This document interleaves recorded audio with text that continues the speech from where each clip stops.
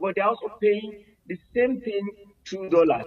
And recall that even before the removal of fuel subsidy, then President Buhari said there's going to be some things that will be done, especially revitalization of the Port Harcourt refinery.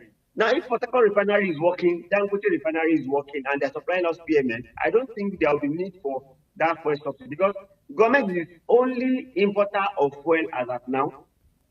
And to import that fuel, you need to get dollars to actually do that. And you will know the value of dollar is about 1,400 to a dollar.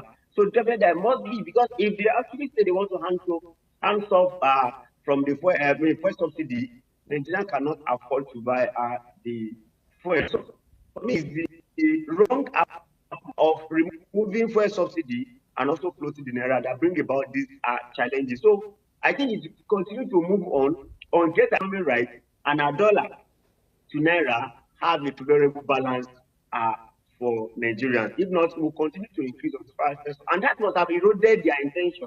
Now, if you remove fuel subsidy so that you can have more money, and you're not using that more money to service fuel subsidy, you see, it's a double problem. So it simply means removal of fuel subsidy and also floating of naira is counterproductive. Now, one of the challenges also is with the turnaround of our refineries. Dangote refinery has been able to come on board. We've seen refined products of Jet A1 fuel and diesel, with the promise that by the end of this month, we can also see PMS in the Nigerian downstream sector. Do you think that government needs to intensify its commitments towards getting the Port Harcourt and Warri refineries on board as well to in some way reduce this challenge of fuel subsidy gulping several trillions to the tune of 5.4 trillion naira? Right. I think our economic handlers are not doing the president well. Wale Edun, Cardoso, the FIRS person, all of them in that finance area, or economy rather. Now, it is quite clear that our major problem is that supply side of fuel now.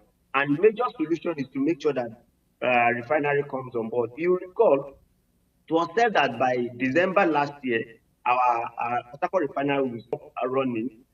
They also said by March it will be coming up. They also said June. You can see that way is good. So if I'm President Tinubu, I will myself visit that Port Harcourt refinery and ascertain what exactly is the problem.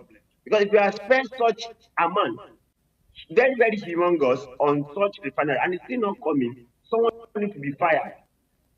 Someone needs to be fired in the essence that if you don't fire people, people will not actually, because I can tell you, me, I see it as kind of sabotage. Because we're not sabotaging, if somebody is not sabotaging this, why will by now we'll have 6 months running? We are not having refinery, and government of Bola Ahmed Tinubu is now above a year now. So it's quite challenging. I think there must be immediate solution. Now, let's rest the over-reliance on fuel, because many have also asked that Nigeria needs to rethink its over-reliance on its petroleum resources.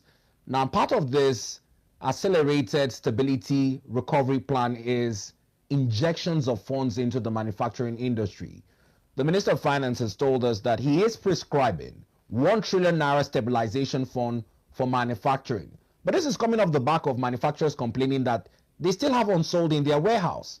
Do you think that this stabilization fund injecting 1 trillion naira into the manufacturing section would deal with the issues of unsold?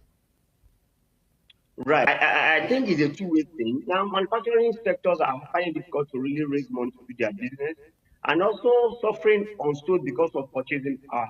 When